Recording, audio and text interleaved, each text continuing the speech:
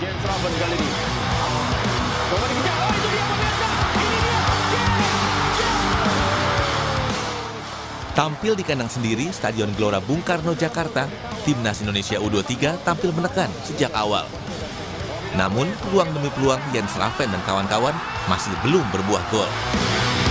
Garuda Muda yang mengambil inisiatif serangan justru dikejutkan dengan gol Vietnam yang terjadi di menit ke-36. Nguyen Chong Pong menyambar bola muntah di kotak penalti dalam situasi sepak pojok. Timnas Garuda Muda tidak mampu menyamakan skor hingga peluit panjang. Skor 1-0 untuk Vietnam U23 bertahan hingga pertandingan berakhir, sekaligus membawa Vietnam meraih gelar Piala AFF U23 untuk ketiga kalinya secara beruntun.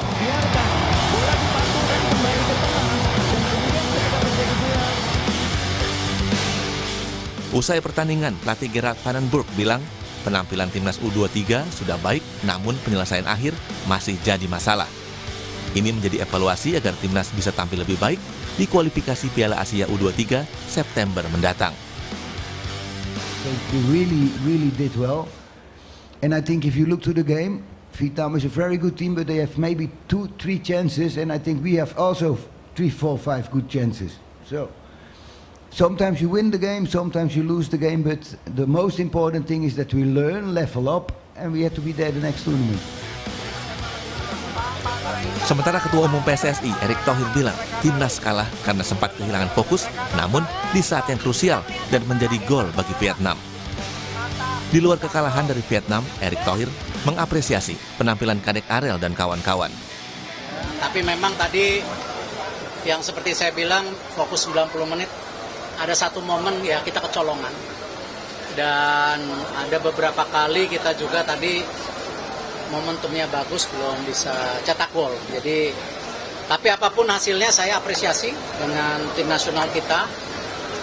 Dia sudah berbuat maksimal dan tadi ketika Vietnam main keras, kita juga berani main. Ya, dan saya rasa inilah mereka coba terus fight, cuman ya hasilnya kalah 1-0. Penyelesaian akhir dirasa masih jadi PR Timnas U23. Masih ada waktu sekitar 1 bulan lebih untuk pelatih Gerard van den Burg mengasah lini depan Garuda Muda menjadi lebih tajam. Angga Nuriski, Septa Yoga Janaloka, Kompas TV Jakarta.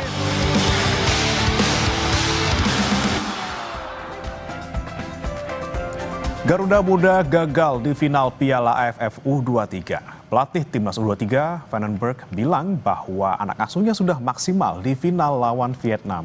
Namun yang tengah jadi sorotan adalah lini depan Garuda Muda yang dinilai tidak mampu menyelesaikan peluang. Kemudian apa evaluasi dari kekalahan Timnas U23 semalam? Kita bahas bersama dengan sejumlah narasumber. Di studio sudah hadir Ketua Umum Paguyuban Supporter Timnas Indonesia, Ignatius Indro. Selamat pagi, Mas Indro. Pagi. Dan dari sambungan daring, saudara, juga ada hadir analis sepak bola Bungkus Naini dan juga mantan pemain Timnas Indonesia Aji Santoso. Selamat pagi, Bungkus, Coach Aji. Selamat pagi, Mas Bray, Coach Aji. Ya, selamat pagi. Ya. Baik, Bungkus, saya mau ke Anda dulu nih. Bungkus, kita lihat kemarin sama-sama memang pernyataan dari Erick Thohir ini memfokuskan pada lini serang kita yang kurang maksimal, kemudian juga finish kita juga katanya kurang maksimal, kemudian kenapa kita bisa kebobolan dan juga tidak mencetak gol kemarin. Bagaimana pandangan Anda, Bungkus? Iya, memang semalam kita sebetulnya punya beberapa peluang ya. Sudah ada Raven yang sudah di depan gawang tapi sundulannya masih di atas. Sudah ada Rehan Hanan yang juga punya peluang 1 lawan 1. Minimal ada 3-4 peluang memang yang seharusnya bisa kita manfaatkan. Tapi tidak satupun yang menjadi gol. Sementara sebetulnya Vietnam dengan jumlah peluang yang kurang lebih sama bisa memanfaatkan menjadi gol. Jadi secara keseluruhan menurut saya sebetulnya pertandingan cukup berimbang. Pemain kita cukup mampu mempersulit Vietnam. Tapi kalau persoalannya hanya dianggap terjadi di lini depan, enggak juga gitu ya. Karena sebetulnya kalau dari sistem permainan keseluruhan, itu sebetulnya yang terasa adalah kita kesulitan menguasai lapangan tengah. Kita kesulitan membuat Vietnam ini tertekan. Mereka justru yang mampu menekan kita dengan membuat pertahanan mereka sangat kompak, lini tengah sangat padat, berkumpul pemain-pemain Vietnam di sana, sehingga permainan kita sebetulnya nggak terlalu berkembang. Kita hanya bisa memanfaatkan umpan bola-bola panjang direct melalui dua sisi sayap kita. Jadi sebetulnya bukan hanya lini depan yang harus dibenahi, tapi juga lini tengah. Lini tengah ketika tidak ada Arhan Fikri, kelihatan kesulitan juga memainkan pola atau game plan yang dikembangkan oleh pelatih. Tapi seperti kita tahu bahwa tim ini kan memang bukan tim utama pada dasarnya ya. Kalau untuk kualifikasi Piala Asia kita masih punya beberapa pemain yang akan bisa memperkuat tim sebetulnya. Masih ada Marcelino yang usianya masih memenuhi syarat, masih ada Rafa Strijk. Jangan lupa lini depan juga masih punya Ramadan Sananta yang usianya baru 22 tahun. Jadi tidak perlu terlalu berkecil hati. Kita memang gagal di AFF kali ini, tapi untuk kualifikasi Piala Asia nanti bulan September kita masih punya beberapa nama lain yang bisa bergabung yang akan membuat tim ini jauh lebih kuat. Oke, kalau Coach Aji sendiri melihatnya sama nggak, Coach? Kalau kita lihat tidak hanya di lini depan saja nih PR kita, tapi juga ada di lini tengah kita.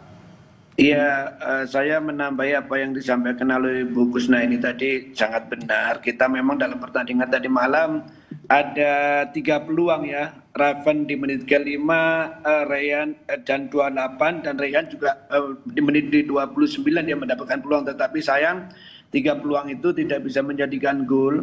Yang berikutnya menurut saya kalau Pak Erik tadi menyampaikan di lini depan yang menjadi PR, terus Bung Kusna ini di lini tengah, itu juga memang terlihat, tetapi menurut saya akan lebih lengkap lagi juga di lini belakang gitu loh. Kenapa? Karena gol terjadi itu adalah salah satu kesalahan pemain kita. Kita lihat nanti di video bahwa ketika terjadi defending corner kick, bola itu belum keluar dari area kotak penalti, ada beberapa pemain kita yang sudah mau lari ke depan gitu loh. Seharusnya tidak boleh. Itu kalau terjadi defending corner kick, bagaimana bola clear benar-benar jauh dari gawang baru naik gitu.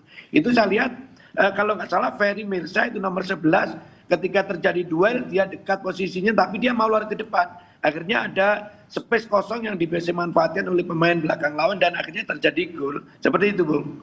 Oke, jadi tidak hanya depan, tengah, tapi juga belakang nih ya yang lagi. Juga, iya, perlu diperbaiki keseluruhan. Oke, baik. Kemudian saya ke Mas Indro. Mas Indro, Anda melihatnya seperti apa? Kalau secara langsung Anda melihat kemarin di GBK gitu ya. Kemudian mana sih yang sebenarnya kita paling bisa soroti gitu? Kita kelemahannya di mana nih antara 3 tadi? Ya, kalau kita ngelihat pertandingannya dari ketika melawan Filipina udah kelihatan ya bahwa kita ketika menghadapi pemain-pemain atau tim yang disiplin, ini kita kesulitan untuk membongkar pertahanan lawan. Nah ini yang sebenarnya kita lihat kemarin ini juga terjadi lagi gitu.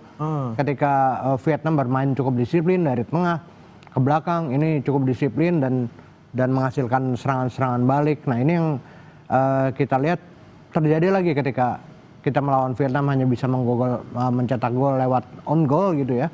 Lalu juga melawan Thailand juga lewat tendangan penjuru gitu ya. Nah ini yang kemarin juga terjadi. Kita kesulitan ketika apalagi di babak kedua ya. Di babak kedua kita nggak dapat kesempatan. Kita juga bola lebih banyak bermain di lapangan sendiri. Nah ini yang menjadi masalah.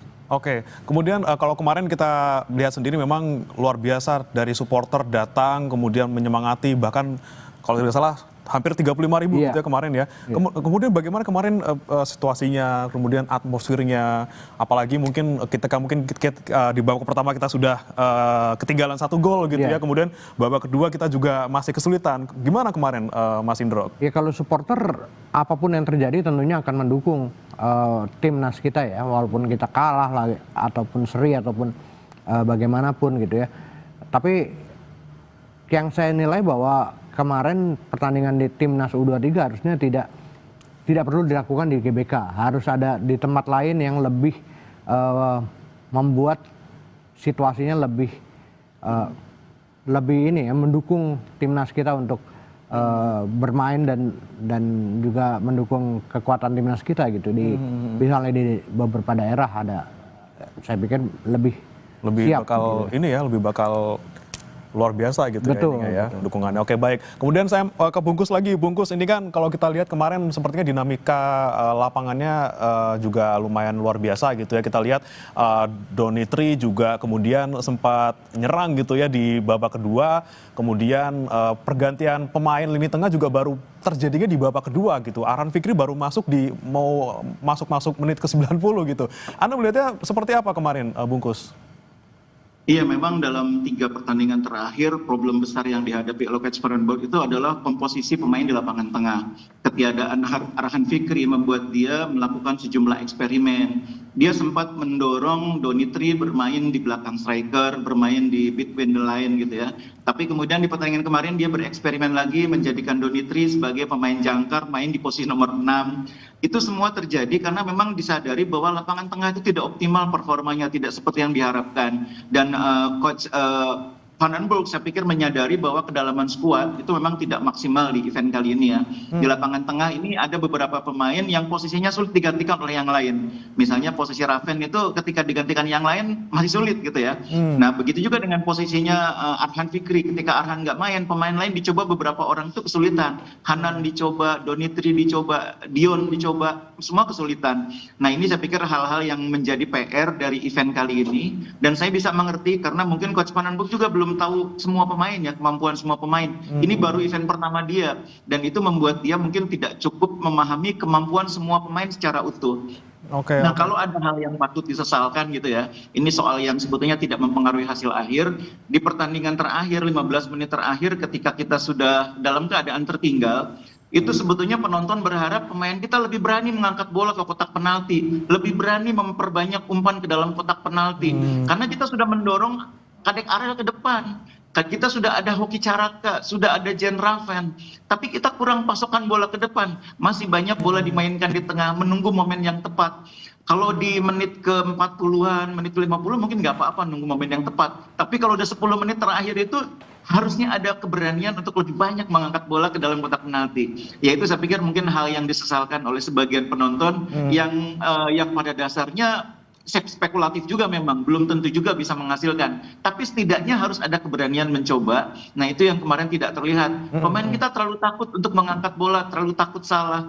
Dan dalam sepak bola kadang-kadang keberanian berspekulasi adalah salah satu kunci untuk mengubah situasi. Kadang-kadang ya, tidak selalu, tapi keberanian itu diperlukan untuk menghadapi situasi kritis. 10 menit terakhir, 5 menit terakhir, harus ada keberanian berspekulasi, angkat bola ke kotak penalti. Kita sudah ada Kadek Arel, sudah ada Raven, sudah ada Saya pikir mungkin itu salah satu yang bisa dicatat sebagai sesuatu yang mungkin sedikit perlu disesali, tapi memang tidak bisa mengubah hasil akhir saat sekarang ini. Tapi kita kurang berani atau sebenarnya kita kekunci sebenarnya, Bungkus? Kalau kemarin kita lihat lini tengah kita memang kunci banget sama Vietnam gitu ya?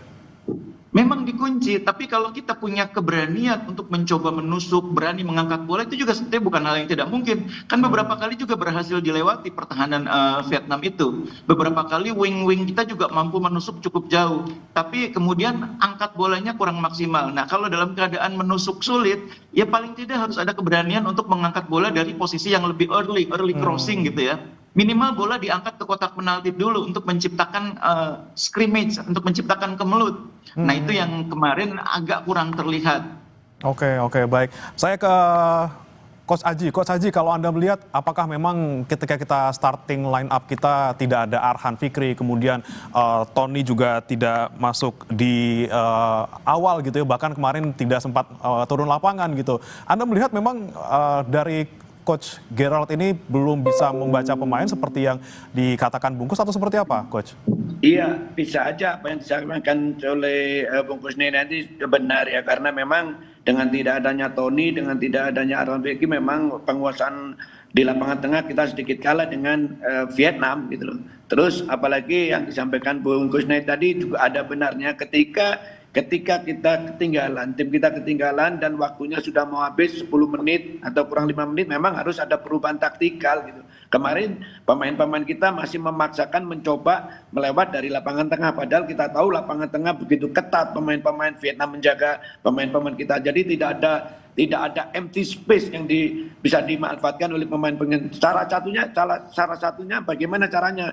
Mereka melakukan crossing tapi diagonal crossing ya, bukan crossing yang dari stopper langsung ke depan. Itu memang juga kurang efektif. Akan lebih efektif kalau bola dari samping. Ketika pemain-pemain kita memainkan bola di tengah, diarahkan ke samping, begitu dari samping harus melakukan early crossing karena biar terjadi duel scrimmage di depan penjaga gawang lawan, itu yang tidak terlihat gitu. Kalau memaksakan dari tengah sangat sulit karena memang mereka melakukan compact defense yang sangat sulit ditembus untuk pemain Vietnam bisa terbuka. Nah, salah satunya untuk memecahkan dari bagaimana ketika lawan melakukan compact defense dari samping salah satunya, atau juga melakukan long range shoot, tetapi tidak ada kesempatan untuk bisa melakukan long range shoot. Yang paling efektif adalah melakukan crossing dari samping. Oke, kalau Mas Indro sendiri melihatnya seperti apa Mas kemarin? Kita sebenarnya memang tertekan di lini tengah kita, atau kitanya kurang berani sebenarnya, seperti kata Bungkus gitu? Iya, sebenarnya kata Bungkus bahwa pemain kita juga kurang berani ya untuk melakukan penetrasi ke dalam. Ini yang kalau misalnya kita udah tertinggal dan sisa waktu udah tinggal sedikit, harusnya lebih berani lagi. Tapi kemarin kita tidak melihat bahwa ada keberanian lebih banyak bermain di lapangan sendiri. Nah, ini yang kita sesalkan. Kenapa supporter sendiri juga kesel ya melihatnya ya. Kenapa bolanya ke belakang terus gitu. Itu nah, kemarin perasa tuh kemarin dia, iya. Harusnya ini gitu. Iya, kita berharap bahwa ada penetrasi yang lebih berani ke depan. Oke, baik.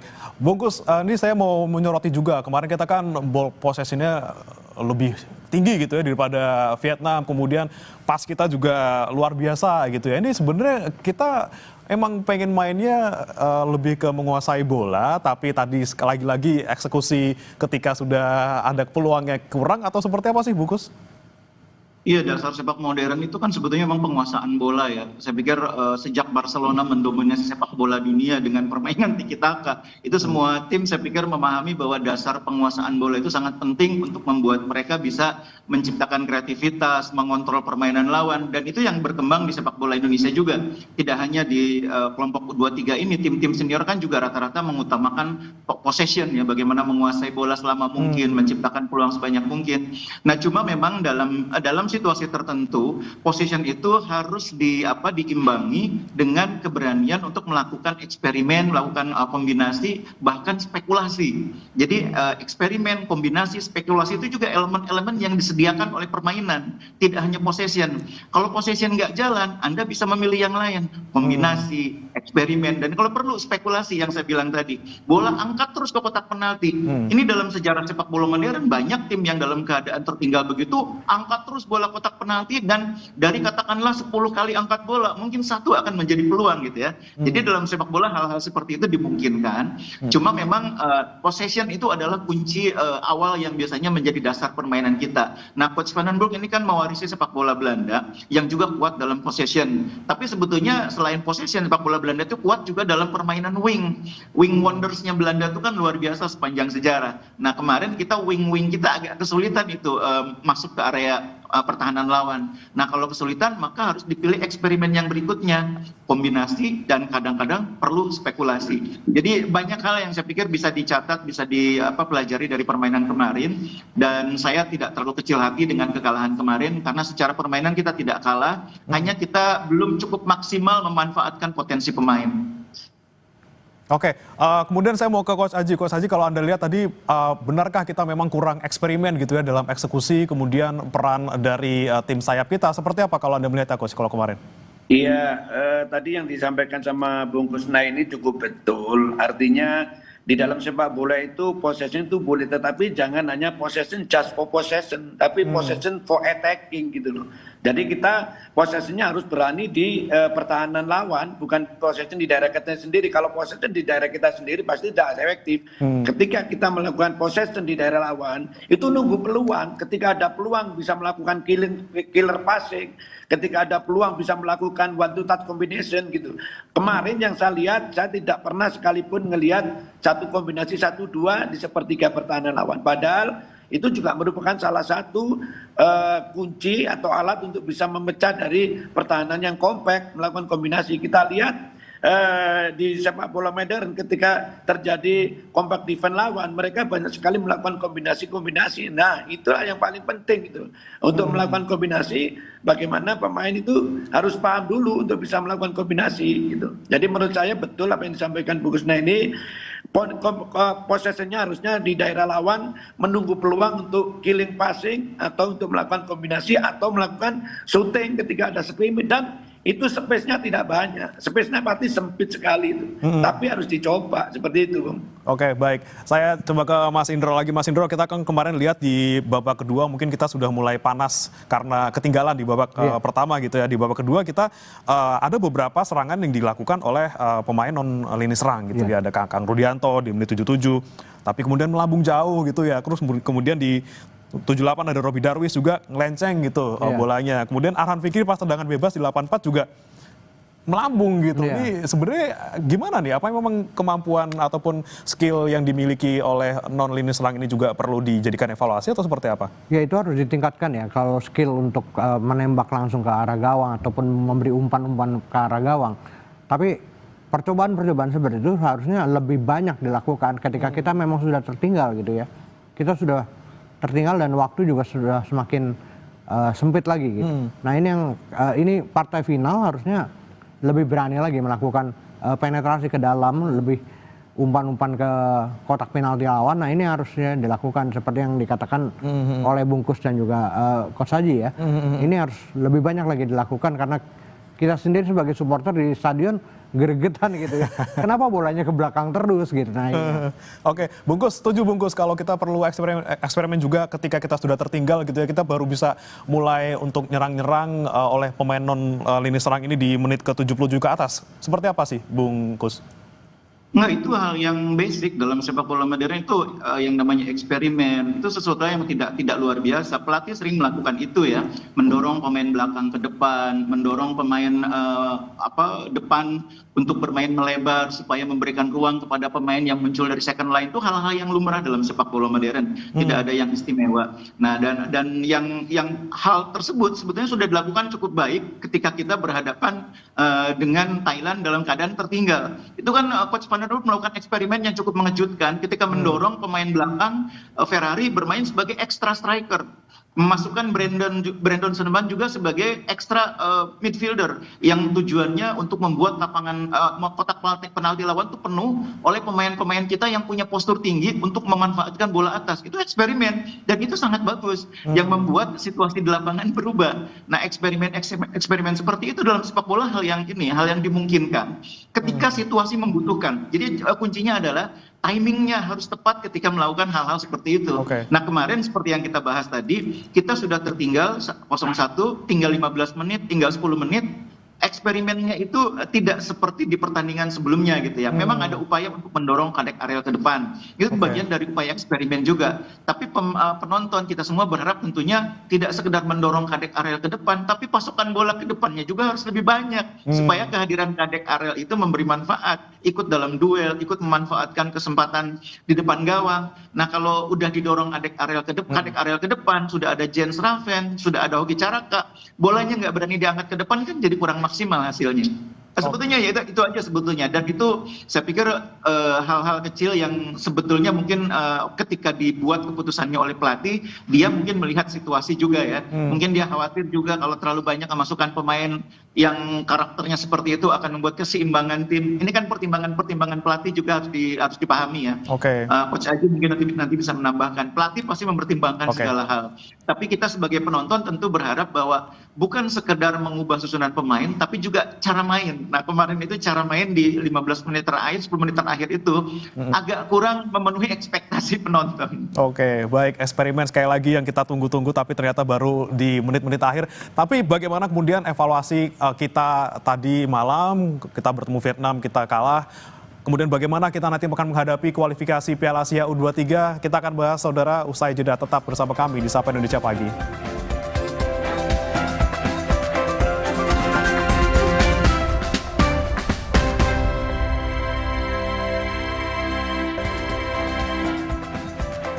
Anda kembali di Sapa Indonesia Pagi, saudara. Kita masih membahas terkait dengan bagaimana kemudian kemarin kita harus menelan kekalahan melawan Vietnam, dan saat ini bagaimana kita kemudian evaluasinya agar nanti di kualifikasi Piala Asia U23 lebih baik. Saya mau pertama ke Bungkus dulu. Bungkus, kira-kira nih Gerald harus ngapain? Karena kan ditunjuk lagi walaupun kita kalah di Piala AFF. Apa yang perlu disiapkan oleh Gerald Vandenberg?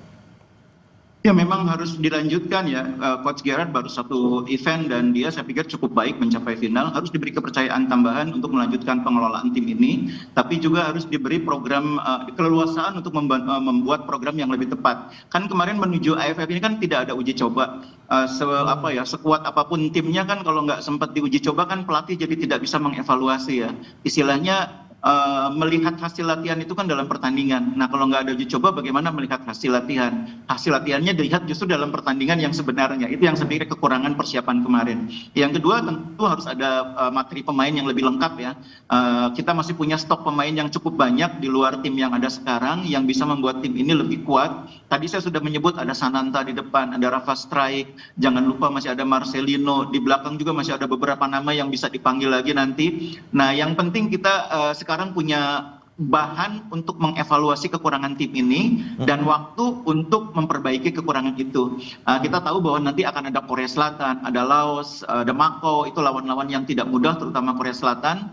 Nah kalau kita persiapannya tidak baik, skuadnya tidak lebih lengkap dari sekarang, ya memang hasilnya nanti juga mungkin bisa tidak sesuai harapan. Karena itu kesempatan persiapan ini harus betul-betul dimanfaatkan bukan hanya untuk tes tapi juga untuk uji coba yang tepat. Begitu juga pemain harus dicari yang bisa mengisi posisi-posisi yang kemarin tidak tergantikan. Pemain yang bisa menggantikan Arhan Kakak atau bahkan kualitasnya di atas Arhan Fikri maksud saya. Ada Marcelino salah satunya. Di depan kita mungkin butuh pemain yang lebih matang daripada Raven. Raven ini memang mencetak gol cukup banyak, tapi kan hanya lawan Brunei banyaknya. Dan jangan lupa Raven ini kan belum main di liga profesional, baru akan main musim ini. Jadi kita perlu striker yang lebih teruji. Kan kita punya beberapa nama, ada Sananta, ada Strijk dan sebagainya. Kira-kira seperti itu. Oke, Coach Haji punya pandangan yang sama. Coach, kita perlu uji coba dulu sebelum kita nanti kualifikasi Piala Asia dan turunkan nih striker-striker yang punya pengalaman sebelumnya gitu.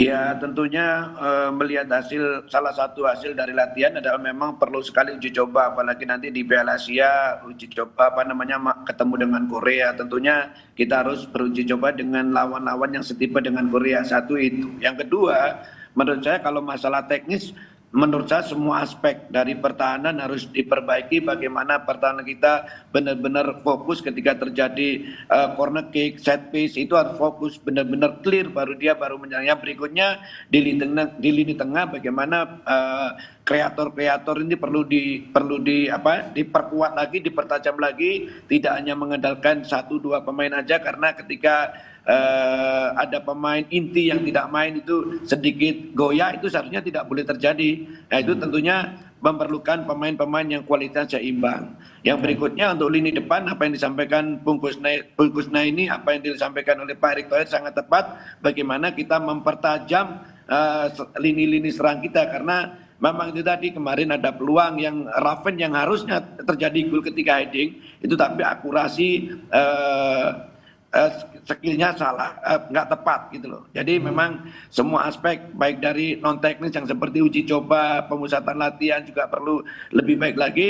Masalah teknis yaitu dari semua aspek, dari pertahanan, dari lini tengah, dari lini depan, semua harus dievaluasi supaya bisa mendapatkan hasil maksimal. Apalagi kita masih punya beberapa pemain yang masih usianya masuk untuk dipanggil seperti Marcelino, Sananta. Tentunya ini menjadi kekuatan yang lebih untuk Piala Asia nanti. Seperti itu. Oke, baik. Kemudian saya ke Mas Indro. Mas Indro, tadi sempat Anda katakan juga di segmen sebelumnya bahwa memang kita tuh selalu PR-nya ketika menghadapi tim yang disiplin gitu ya. Selalu Vietnam, kemudian Thailand, dan juga Filipina. Kemudian ketika nanti kita di kualifikasi Piala Asia U23, gimana nih tantangannya ke depannya? Kita kan akan menghadapi lawan yang lebih bervariasi lagi, tidak hanya ASEAN seperti itu. Iya, kesempatan sebenarnya kalau Piala Asia ini kan masuk dalam agenda FIFA. Berarti kita bisa memanggil pemain-pemain yang memang dibutuhkan seperti Ramadan Sananta, lalu juga ada beberapa pemain lain gitu, Marcelino bisa kita mainkan. Nah ini sebenarnya lebih menguntungkan dibanding dengan Piala AFF yang memang bukan agenda dari FIFA. Kita agak sulit untuk memanggil pemain-pemain tersebut gitu. Tapi ini kita masih punya waktu 1 bulan untuk mempersiapkan Piala Asia U23 ini. Bagaimana Coach Gerard ini tentunya akan banyak melakukan perubahan-perubahan, lalu juga bagaimana meningkatkan pemain-pemain kita. Nah ini yang harusnya Coach Gerrard bisa melakukan itu. Oke, baik. Kemudian kembali kita bagaimana kemudian nanti Gerrard ini harusnya menggembleng para pemain U23 ini. Bungkus, kira-kira yang harus kita fokuskan gembleng anak-anak ini apa lagi nih, Bung? Mungkin selain lini serang kita, tadi kata Coach Aji juga lini tengah kita juga perlu digembleng gitu ya dari segi teknik bermain. Seperti apa, Bungkus, kalau menurut Anda? Iya, mental bertanding itu menjadi hal yang sangat penting juga gitu ya. Bagaimana kita berhadapan dengan tipe lawan yang berbeda, itu kan karakter bermainnya tentu harus menyesuaikan gitu ya. Ketika menghadapi lawan seperti Brunei, tentu karakter bermainnya berbeda dengan ketika berhadapan dengan Vietnam. Nah, kita dalam beberapa pertandingan menghadapi tim yang karakter bermainnya seperti Vietnam kan kita kan sering kesulitan. Ini harus dibentuk melalui uji coba ini. Melalui latihan, melalui uji coba, melalui latihan dalam TC itu juga bisa membentuk karakter permainan ya. Tapi lebih dari itu semua, menurut saya yang penting itu dua hal tadi. Bagaimana pelatih bisa melengkapi materi pemain yang ada sekarang dengan pemain yang bisa mengimbangi tim utama atau bahkan lebih. Dan yang kedua, uji coba yang tepat. Karena dalam sepak bola itu pada akhirnya semua persiapan itu berujung ke pertandingan. Nah, pertandingan yang merupakan bayangan pertandingan sebenarnya adalah uji coba. Jadi kalau tidak ada uji coba tuh ya memang persiapannya jadi tidak maksimal. Tapi kalau kita lihat mungkin ke depannya kita akan bertemu dengan antara Korea Selatan, Laos, dan Makau. Ini kira-kira kita harus waspada ke siapa nih, Bungkus?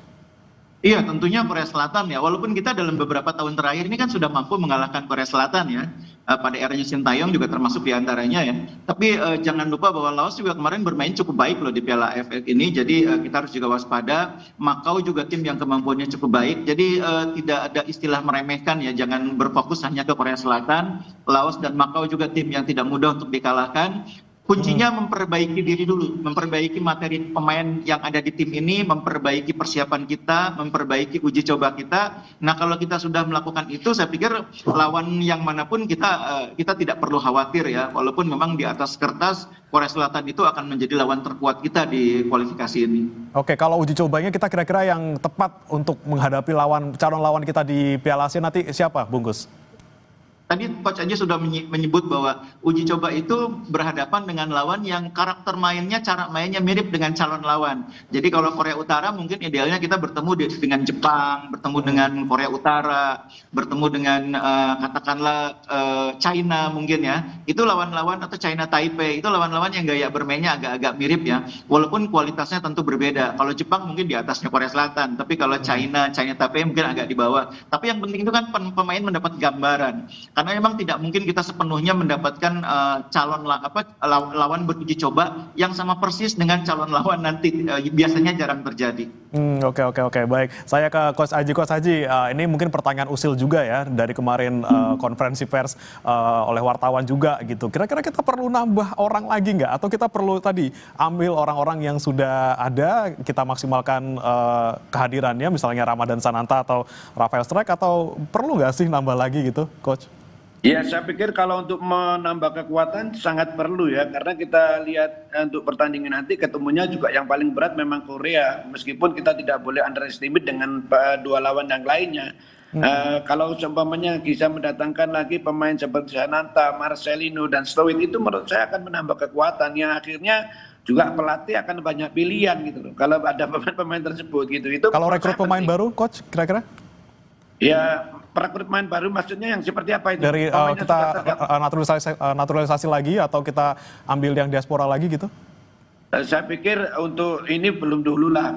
Marcelino, Sananta, pemain-pemain yang sudah ada, saya pikir ya kita lihat dulu perkembangan seperti apa. Sebenarnya tim ini bagus, cara main ini kemarin juga bagus, tapi kembali lagi kalau kita bicara masalah teknik Mas di lapangan, sekarang sepak bola modern itu semua baik di Eropa, di negara manapun itu selalu menggunakan compact defense. Coba kita lihat kompetisi-kompetisi di Inggris yang sangat ketat, nggak ada satu pemain pun yang ada tinggal di atas, selalu dia berada di depan bola gitu. Jadi sekarang kita tidak boleh berekskuse lagi kita kalah karena lawan menggunakan compact defense, tetapi yang penting adalah bagaimana caranya kita bisa memenangkan compact defense kan begitu. Karena sepak bola modern tuntutannya seperti itu. Oke. Gitu. Tapi kalau Coach, kalau kita melihat penampilan kita di kemarin Piala AFF, kemudian apa yang perlu ditingkatkan dari segi fisik dari para pemain? Apa kita perlu juga latih mereka agar tetap prima gitu sepanjang 90 menit? Oh ya pastinya harus seperti itu. Itu juga merupakan salah satu sehebat apapun, skill setinggi apapun kalau tidak didorong dengan kualitas fisik yang bagus tidak akan berjalan gitu loh. Jadi sepak bola itu memang 80% itu di kepala, sepak bola itu di kaki. Sepak bola itu di kepala bukan di kaki. Tetapi kalau sepak bolanya bagus, di kepalanya bagus, tapi kalau tidak tenaga ya nggak bisa jalan juga seperti itu. Seperti itu, Bu. Oke, baik. Terakhir nih saya mau ke Mas Indro. Kita bakal dapat kesempatan gitu jadi tuan rumah nanti di kualifikasi Piala Asia U23. Persiapannya seperti apa nih, Mas? Ya, kalau supporter sendiri persiapannya lah seperti biasa ya, bahwa kita akan selalu mendukung dimanapun ketika kita menjadi tuan rumah, kita akan menghadiri supporter sebagai pemain ke-12. Oke. Yang pasti kita berharap bahwa ada peningkatan kreativitas dari pemain-pemain kita.